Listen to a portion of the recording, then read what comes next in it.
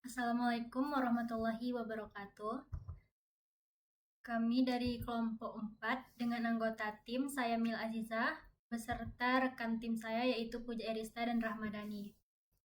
Di sini sistem website yang kami buat yaitu sistem informasi akademik di mana studi kasusnya itu adalah Politeknik Simelu Aceh. Jadi berdasarkan studi kasus yang ada di kampus tersebut, permasalahan yang terjadi yaitu sulitnya untuk antara dosen untuk melakukan absensi ataupun nilai kehadiran untuk mahasiswa. Di sana untuk melakukan hal tersebut masih berjalan secara manual melalui spreadsheet.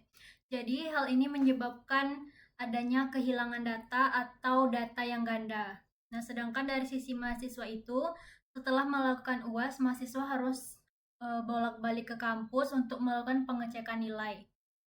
Nah, dari masalah ini maka kami buatlah sebuah sistem di mana di sini bisa untuk melakukan absensi dan nilai mahasiswa, serta mahasiswa juga bisa melihat nilai yang ia peroleh tanpa dimanapun tanpa harus pergi ke kampus.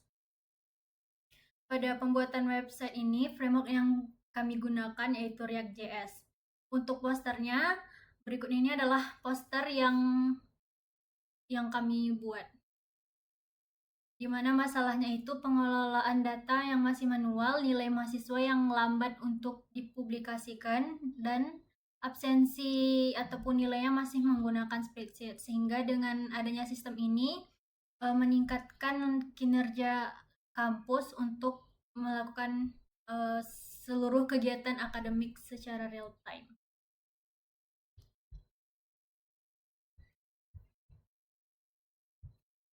Nah, ini adalah tampilan login yang kami gunakan pada sistem ini. Pertama, kita login dulu sebagai admin.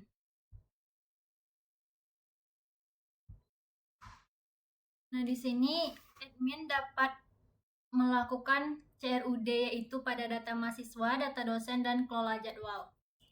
Jadi pada data mahasiswa ini, admin bisa menambahkan data baru,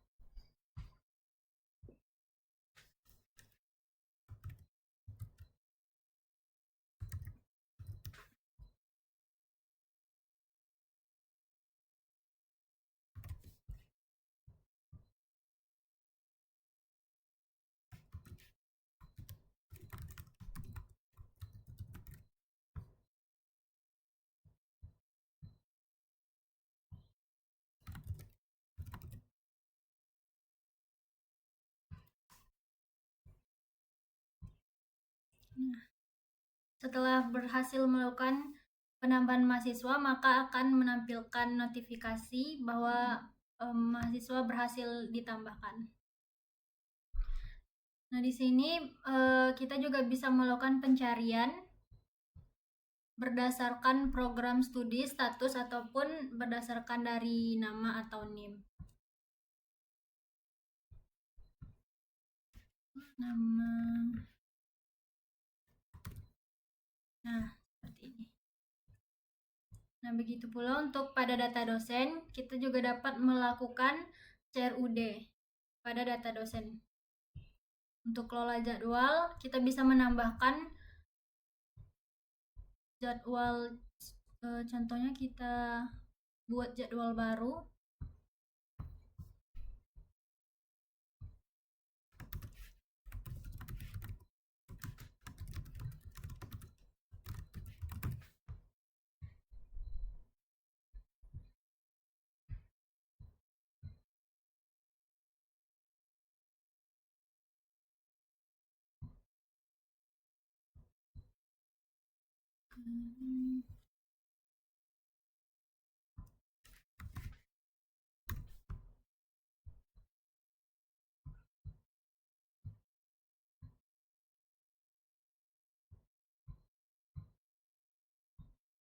Oke, kita simpan jadwal. Nah, jadi nanti jadwal ini akan terhubung ke dosen. Sedangkan publikasi ini, nilai ini adalah yang inputan dari dosen dikirim ke admin, lalu admin melakukan publikasi nilai sehingga nilai tersebut dapat dilihat dari akun mahasiswa.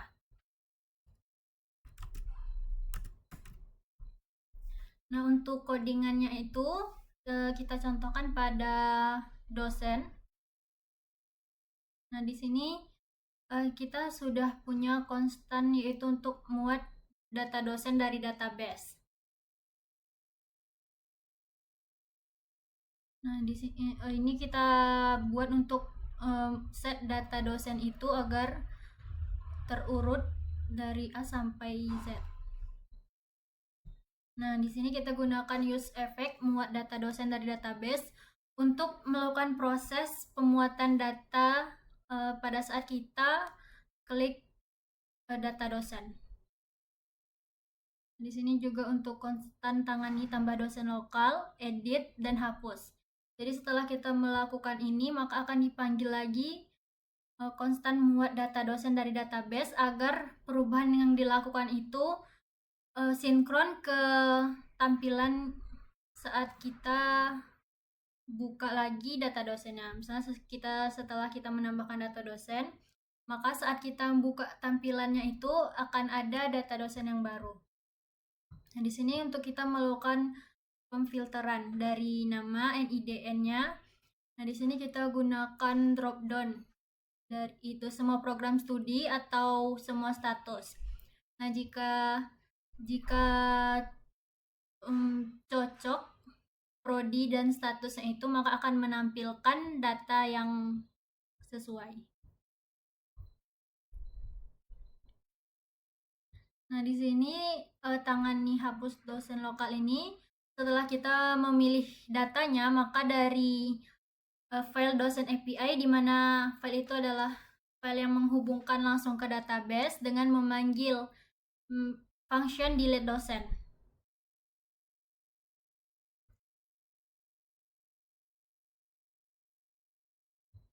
Oke, di sini pada tambah dosen, konstan tambah dosen kita menyambungkannya ke Supabase, database yang kami gunakan. Nah, di sini untuk pengecekan apakah emailnya itu sudah terdaftar. Jika email sudah terdaftar, maka harus menginput username yang berbeda dengan data yang sudah ada. Nah, di sini apabila saat melakukan pembuatan akun dosen, maka password yang digunakan itu password awalnya dosen Polteksim 2026.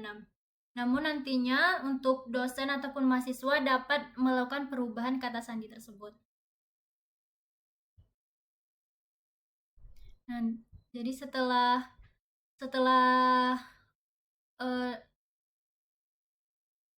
user admin itu melakukan penambahan, maka kita panggil function create dosen dari database. Create dosen dari file yang tersambung ke database, yaitu file dosen API. Memanggil metode create dosen, di mana parameternya itu dari data siap kirim. Yang ini sudah sesuai dengan atribut yang ada pada tabel dosen di database.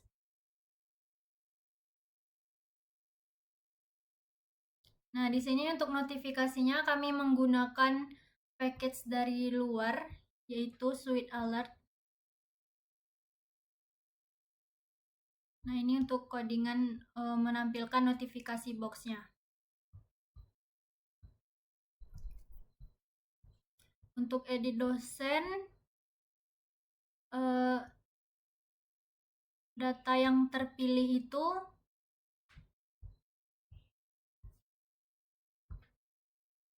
dari NIDN-nya, dari NIDN dosen tersebut.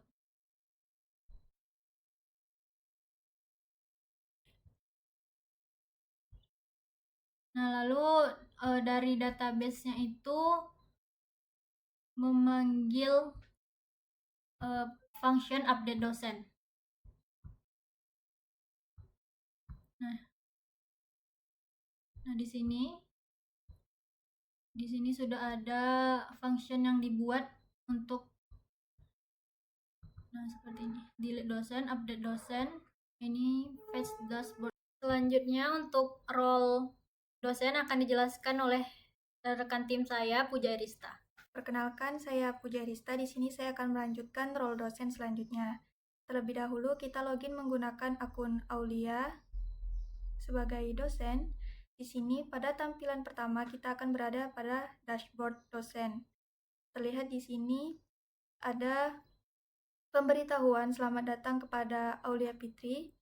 Selanjutnya, ada nilai mata kuliah yang diampu, total mahasiswa, serta status transmisi nilai. Di sini juga ada jadwal mengajar hari ini, serta status transmisi nilai kuliah. Selanjutnya pada kelola absen, di sini dapat kita lihat, kita dapat memilih mata kuliah dan pertemuan. Di sini saya memilih pengantar ilmu kelautan pada pertemuan pertama, di mana jam kerjanya sesuai dengan jam kerja yang telah dijadwalkan oleh admin. Di sini memiliki fitur unggulan di mana ketika kita mahasiswa hadir semua, kita hanya perlu mengklik hadir semua, lalu simpan absensi. Berhasil, absensi pertemuan 1 berhasil disimpan. Nah, di sini maka akan lanjut ke pertemuan 2. Bagaimana dengan pertemuan 1? Pertemuan 1 sudah terkunci sehingga dosen tidak bisa mengulang ke pertemuan 1. Kelola nilai. Di sini dapat kita lihat dosen dapat memilih kelas mengajar, di mana kelas mengajar dosen Aulia hanya satu, yaitu pengantar ilmu kelautan. Kode rilis sesuai dengan yang sudah ditetapkan oleh admin. Nah, di sini kita bisa mengisi transkrip nilai untuk setiap mahasiswa. Di sini kita isi, misalnya untuk mahasiswa Adip Tastamar UAM, kita ganti menjadi 90. Nah, di sini untuk nilai akhir itu akan otomatis dihitung oleh sistem sehingga tugas UTS dan UAS itu sesuai dengan yang telah dihitung oleh sistem. Kita simpan perubahan, selanjutnya sistem akan menyimpan perubahan tersebut. Misalnya di sini kita edit kembali 70.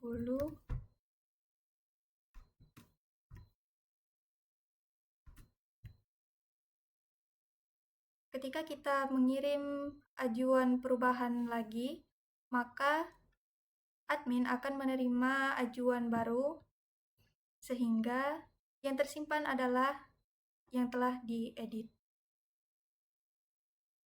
Selanjutnya ada fitur jadwal, di mana di sini dapat kita lihat bahwa ikhtisar kelas yang diampu yaitu pengantar ilmu kelautan yang telah disesuaikan di hari Selasa pada jam 8 sampai jam 10. Di sini ada filter cepat sehingga kita bisa tahu mana hari yang sesuai dengan jadwal tersebut. Baiklah, selanjutnya saya akan menjelaskan kode dari salah satu role dosen ini. Yang pertama dapat dilihat, kami menggunakan beberapa import library. Selanjutnya ada konstanta list jam yang mana sudah diatur secara dinamis. Selanjutnya ada konstan untuk menyimpan beberapa nilai array. Dan di sini kita menggunakan use effect untuk menampilkan halaman pada saat pertama kali di-render. Di sini ada tertampil konstanta dari hari, di mana tanggal sekarang itu mengambil data secara real time. Selanjutnya, konstan muat jadwal dosen. Di sini sistem akan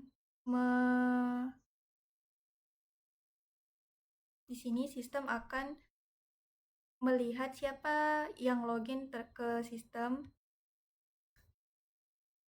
Di sini sistem akan melihat siapa yang login ke sistem Siakat, di mana fetch dosen by user ID diambil dari dosen API, kemudian mengembalikan set profile dosen, yaitu dosen yang login ke sistem tersebut. Selanjutnya, mengambil fetch jadwal dari jadwal API dan menampilkan semua jadwal seperti berikut.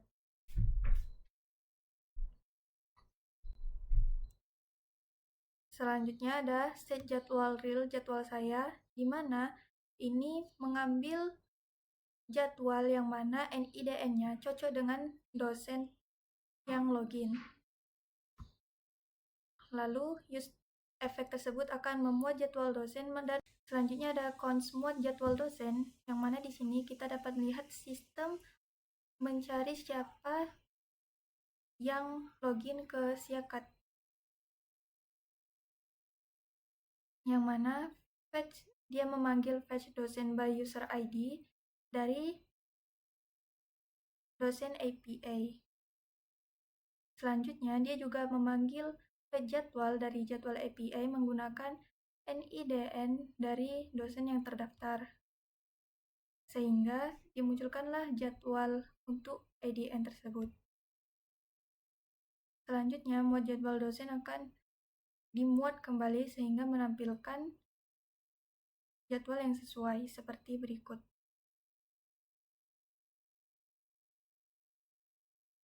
Selanjutnya, format jadwal mingguan. Ini untuk dimana hari list itu terdiri dari Senin, Selasa, Rabu, Kamis, dan Jumat, yang mana setiap hari menampung array nilai dari jadwal tersebut, di mana di sini terdapat beberapa variabel untuk menyimpan dan mengembalikan nilai penampung. Dapat dilihat di sini.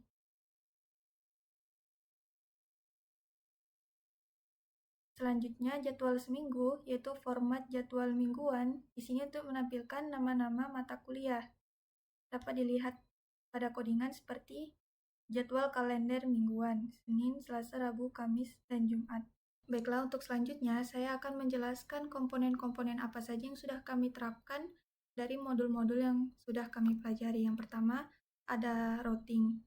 Routing pada implementasi sistem akademik yang telah kami buat memiliki fungsi yang pertama, mengatur perpindahan antar halaman berdasarkan URL. Di sini dapat kita lihat URL yang telah tersedia. Terus membatasi akses halaman sesuai dengan role pengguna. Di sini dapat kita lihat beberapa role, yaitu admin, dosen, dan mahasiswa. Selanjutnya, melindungi halaman agar hanya dapat diakses setelah login. Di sini kami terapkan. Lalu selanjutnya, mengelompokkan halaman berdasarkan layout masing-masing. Nah, di sini ini layout untuk role admin, di sini role mahasiswa, dan di sini role dosen. Selanjutnya, meningkatkan routing atau performa sistem akademik menggunakan lazy. Lalu komponen selanjutnya yang kami terapkan yaitu struktur navigasi. Di sini dapat dilihat admin memiliki navbar dan juga sidebar. Begitupun di role dosen, header, dan sidebar, dan begitupun role mahasiswa. Track lazy dan suspend, yang mana mereka berfungsi untuk menampilkan halaman yang dibutuhkan saja dan bukan menjalankan semua halaman ketika role tersebut dijalankan. Di sini dapat dilihat di app.jsx, semua role kami telah memiliki track lazy. Dan pada routing, kami juga sudah membungkus routing tersebut dengan suspense. Selanjutnya, Axios dan login API. Di sini dapat dilihat kami menggunakan Axios, yang mana ini sebagai penghubung antara front-end dengan back-end API. Oke, di sini kita lihat login API. Misalnya di sini saya salahkan.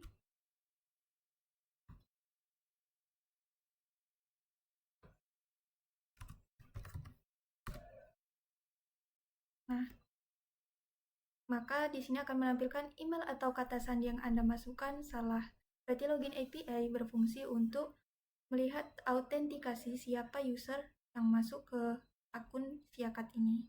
Selanjutnya ada integrasi backend yang mana kami menggunakan Supabase. Di sini dapat dilihat ada absensi API, out API, dashboard API, dan sebagainya, yang mana ini menjadi backend dari sistem-sistem yang telah kami gunakan pada front-end sebelumnya. Ini adalah tampilan dari responsive sistem kami.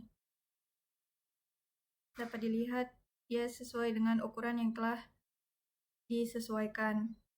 Selanjutnya, use state. Use state dapat kita lihat pada bagian network. Selanjutnya, fetch or XHR dan real text.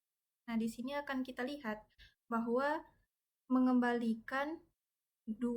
Kenapa mengembalikan 2? Karena kami sudah mengimplementasikan useState. Selanjutnya kami juga mengimplementasikan beberapa library DCUI. Di sini dapat terlihat tampilannya seperti ini. Selain itu, kami juga ada menambahkan library dari luar, yaitu Suite Alert, yang mana itu adalah eksplorasi dari luar kami. Dapat dilihat dari video-video yang sebelumnya bahwa alertnya memakai dari library Suite Alert. Baiklah, sekian dari saya. Selanjutnya akan dijelaskan oleh teman saya, yaitu Rahmadani. Perkenalkan, nama saya Rahmadani, dan selanjutnya saya akan membahas sebuah tampilan web.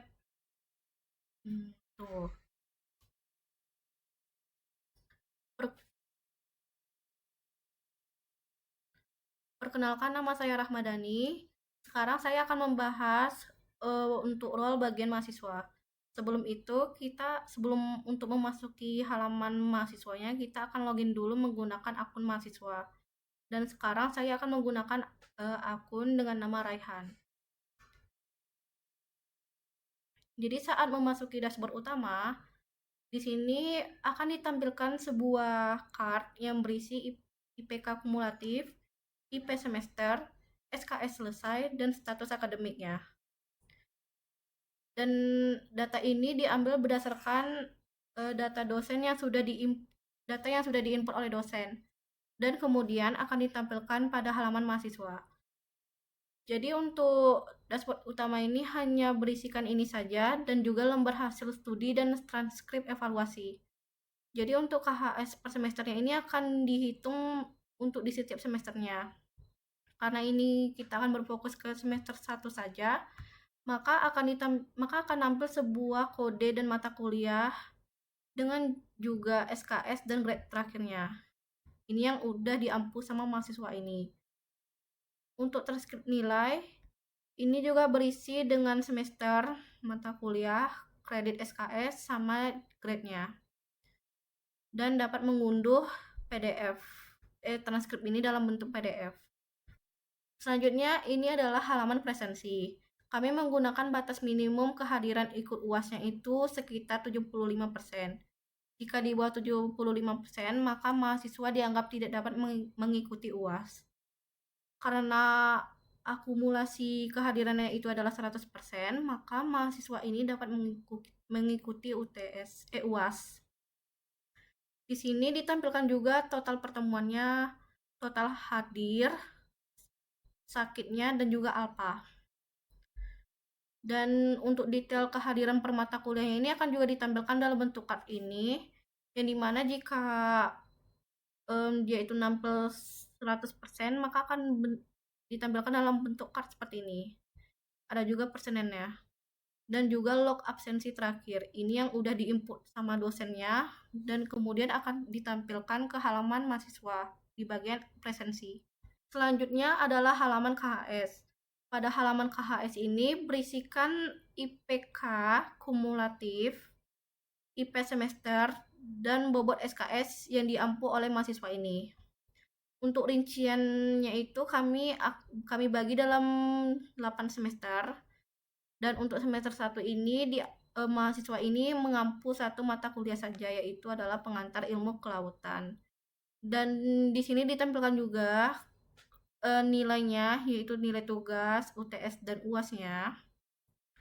Dan untuk 3 nilai ini itu akan ditotalkan di nilai akhir, yaitu 86. Dan grade-nya itu adalah A. Jadi setelah dosen menginput nilai dan menerbitkan nilai tersebut, maka di halaman mahasiswa ini akan ditampilkan juga nilai apa aja yang sudah dikerjakan oleh mahasiswa ini. Dan selanjutnya ini adalah halaman transkrip. Untuk halaman transkrip ini hampir sama seperti KHS tadi, yang dimana isinya itu IP kumulatif akhir, total SKS, dan status akademiknya. Status mahasiswanya itu yaitu aktif. Maksudnya di sini yaitu mahasiswanya ini sedang menjalankan perkuliahan. Untuk rekapitulasinya itu berisikan semester, mata kuliah, kredit SKS, dan nilai hurufnya, yaitu A.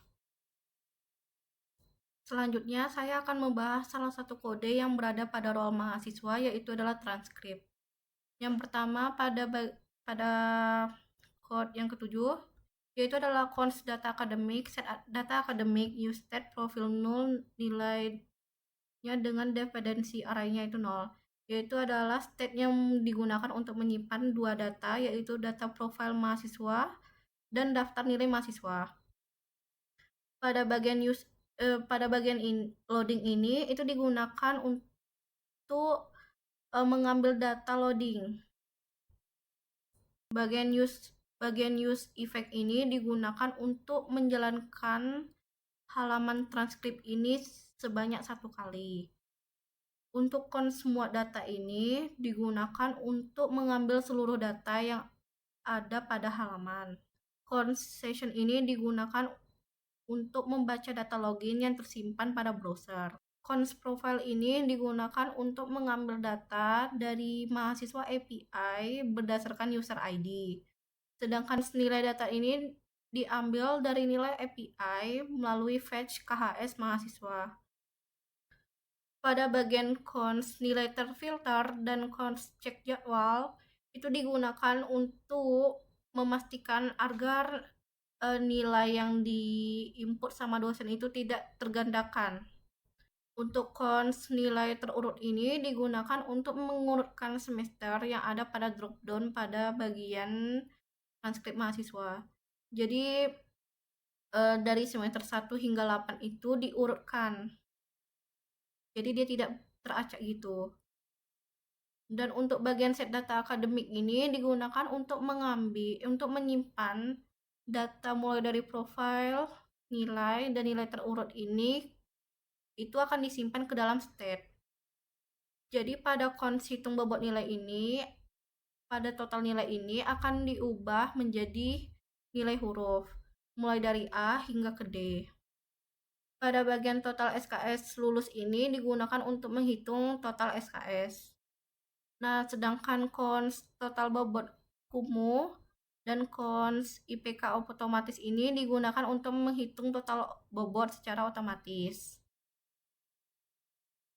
Jadi pada cons grade color ini digunakan untuk pada saat nilai hurufnya tampil, maka warnanya itu akan disesuaikan. Jadi untuk nilainya A, A-, sama B+, itu warnanya itu akan menjadi emerald. Sedangkan B, B-, sama C+, warnanya itu akan berubah menjadi amber. Dan if loading ini digunakan untuk menampilkan loading. Sebagai penutup dari presentasi kami memiliki saran yang digunakan sebagai pengembangan sistem selanjutnya, yaitu pada bagian role admin. Kami ingin menambahkan sebuah sistem jadwal secara otomatis agar jadwalnya itu tidak berbentrokan dengan ruangan dan waktu yang ada pada jadwal lainnya. Dan untuk role mahasiswanya ini kami ingin juga pada bagian download PDF transkripnya itu dapat dijalankan. karena sebelumnya pada halaman transkrip pada mahasiswa ini itu PDF-nya tidak dapat diinstal. Maka dari itu kami ingin agar transkripnya itu dapat diinstal dapat di-download dalam bentuk PDF. Jadi sekian dari presentasi kami. Mohon maaf jika ada kesalahan. Maka kami akhiri dengan Assalamualaikum warahmatullahi wabarakatuh.